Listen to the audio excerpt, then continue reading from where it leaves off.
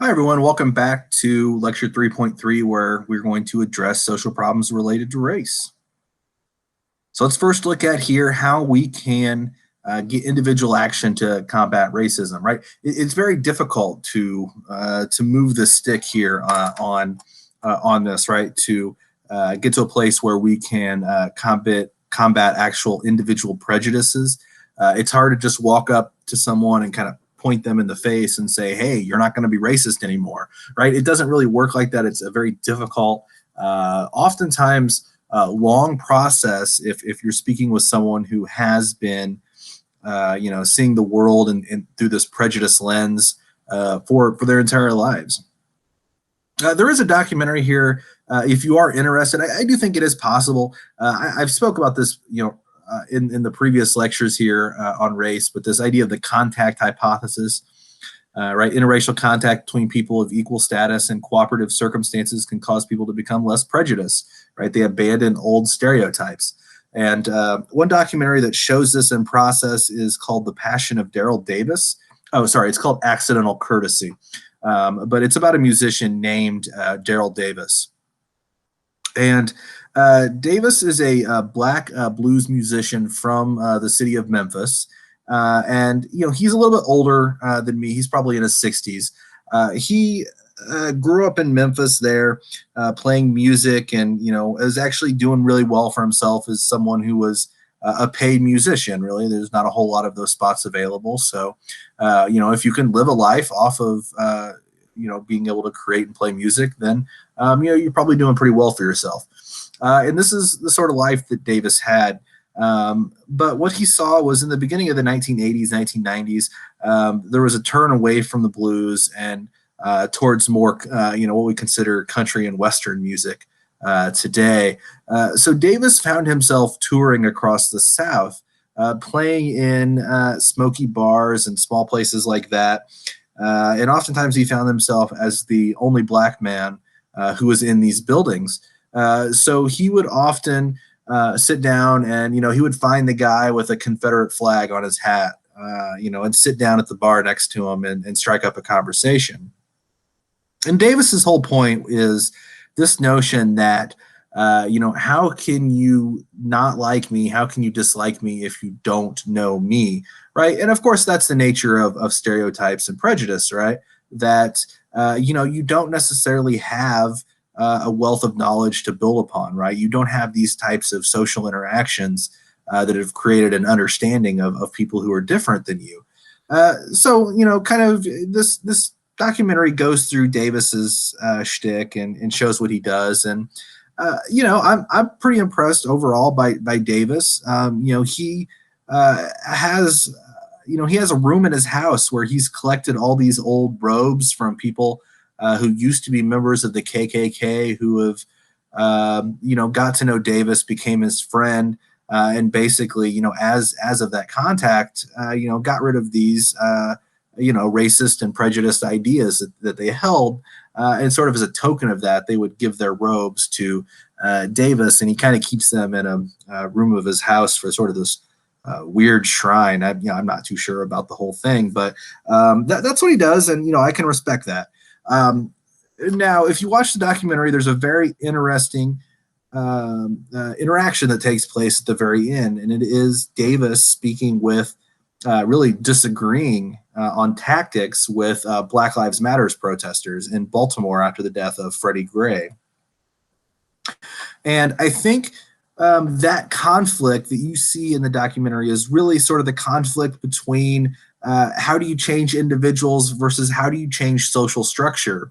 And changing individuals, that's a great thing to do. It's very noble action, but it's not going to bring about the wholesale change that I think many in my field of sociology and many advocates and protesters see as being necessary to occur. And that's where that conflict occurs. So have a go at this. Watch it if you'd like. I think it's pretty good. It's worth your time if you can get a copy of it. So since we know this whole idea of the contact thesis is that if we have more interaction, then that would sort of allude to these ideas that maybe multiculturalism would be something good to have in our schools and to perpetuate this idea, right, of respect of different diversity and different traditions, and realize that as Americans, there's a lot of us, a lot of different cultural traditions who are living here in this country, and we can promote and respect those. However, this whole idea of multiculturalism, it isn't necessarily it's not an idea that is out there without some sort of pushback, right? So this is the idea that we're moving past the melting pot, right, where we all come together and be Americans, moving past sort of what we might call whiteness or Eurocentrism, this idea that we can all be from different backgrounds, we can all learn about those different backgrounds, and we can have respect for them. So people on the left side of the political spectrum, right, your liberals tend to support ideas of multiculturalism much more strongly than conservatives, maybe because it brings more visibility to minorities, but also power, right? If you are breaking down stereotypes and talking about different cultural traditions, right, that is one method of power, of exercising of power. And then, as I mentioned, conservatives are going to be less accepting of multiculturalism and teaching this, right? They're going to argue that this approach is going to divide society by downplaying our similarities and, playing up our differences. You probably recognize that Latin phrase there. It's on all of our money. You've got a quarter in your pocket. You can see it there. E pluribus unum. And this basically roughly translates out of many to one. So this whole idea that it is the idea of the melting pot, right? This idea that, sort of this overarching identity that you hold should be that of Americanism rather than something else, whatever that something else might be, right? And that you should kind of shirk and get off of these differences that we have, because we have more in common that unites us as Americans. All right, let's look through our political perspectives here and how we may address or think about racial inequality. Let's first here look at libertarianism. Certainly as a far-right economic ideology, we may think that libertarians would accept the ideology of white supremacy. That's not necessarily true. And if you take the sort of what the Libertarian Party and libertarians themselves should stand for, right? These ideas of freedom and liberty. I would sort of analyze this that their followers should be ready and prepared to accept those who are different than them. I'll say this libertarian mantra over and over, right? This idea that I want to officiate a gay wedding in the middle of my marijuana fields with assault rifles or AK-47s strapped to my back, right? That's a very, kind of accepting of people who have different philosophies, different beliefs, different values, to kind of come together under this, kind of freedom and liberty perspective that the Libertarian Party puts out there. So even though they may be far right in terms of economics, I wouldn't say that the libertarians, would embrace, maybe racist ideology. However, I would say that's different than the alt-right. The libertarians can be socially progressive in many aspects. The alt-right is not, right? They're going to embrace both that economic, far-right economic beliefs that libertarians hold, but they're also going to embrace far-right social beliefs as well. And you can see that there's an article there attached, which is a kind of a it looks at the alt-right, gives a profile there by Kovalevsky. It's out of the New York Times, and the description that the one member of the alt-right gives is he says that they're marauding conservatives who reject both the failures of establishment conservative and the false gods of political correctness, but they do certainly embrace, like a racist ideology, right? White supremacy. And these were the folks with the tiki torches marching in Charlottesville several years ago. And I think There's still, quite a bit in the news. Maybe not as much here. I think they've lost a bit of power. Certainly seeing, you don't see the president really trying to disassociate himself with these ideas, right? There are very fine people on both sides.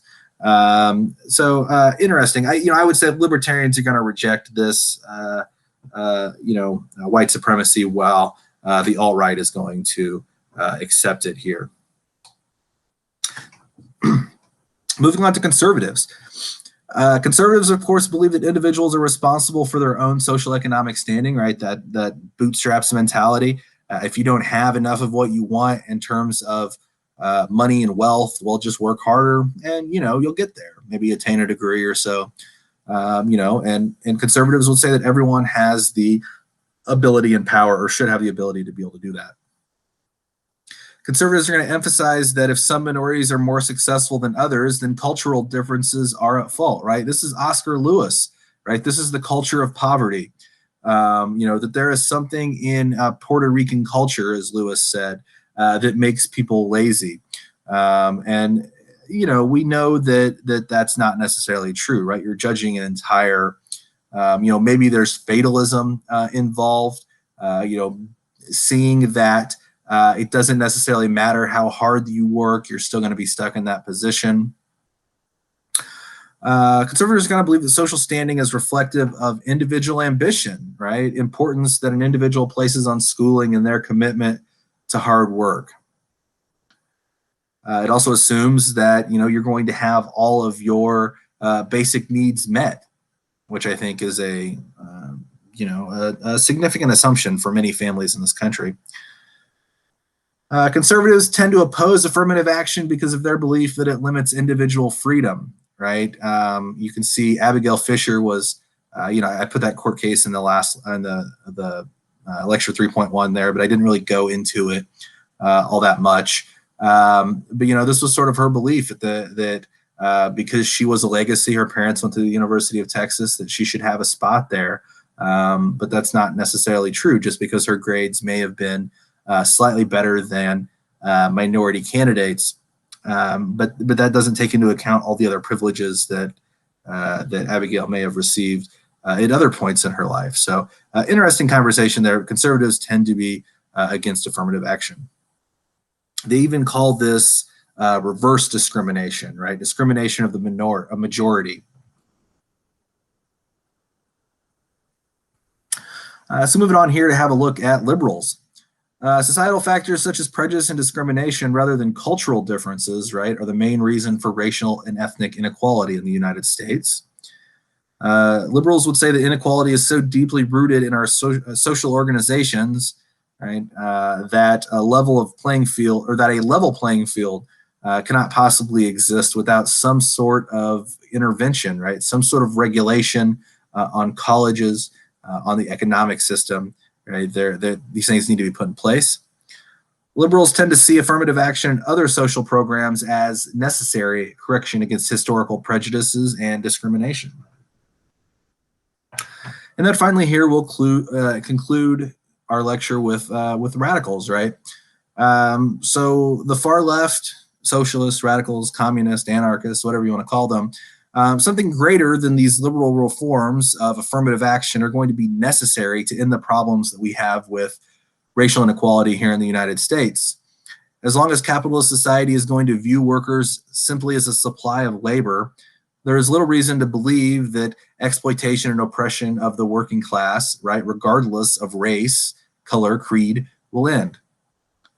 Marx and Engels wrote about this idea of othering, this whole notion that the working class, especially here in the United States, and Werner Sombart and others have looked at this question about why there is no or very little socialism here in the United States. And a lot of it has to do with race and ethnicity. And, Marx and Engels saw this as a way to divide the working class. And I think it's been done very well here in this country, especially over the past 50 years, right? You're not going to see a whole lot of, policies addressing the economic situation. And in fact, many white conservatives will argue against their own economic benefit, right? Programs that they rely on, they've been trained to think that getting rid of them is going to be a net positive here in this country, oftentimes because they have this visual idea in their head that has been maintained and developed by the news media and the other sources that they view, that there's all these minorities who are lazy, not working very hard or not working at all, who are out there at the grocery store spending food stamps on lobster. Right? Certainly, and I don't want to make light of a fraud of the welfare system. It certainly happens on occasion, but it's not a large scale action that that it's portrayed to be. So you can kind of see how the working class is divided by political parties, right? Neither, and we'll talk about this when we get to political economy. Neither political party is in a place, with the way the political economy is organized in the state, to be able to put out policy that is going to directly affect and assist the working class. It's just not something that can happen because our politicians are bought and sold on the open market, right? And that's who's going to get the policy prescriptions. The folks who can afford to donate, $1,000 luncheons that that our politicians need to be able to run for office. All right, that's going to be a wrap here on lecture number 3 and this section on race. As always, if you have any questions about anything, feel free to give me an email, and I will see you shortly.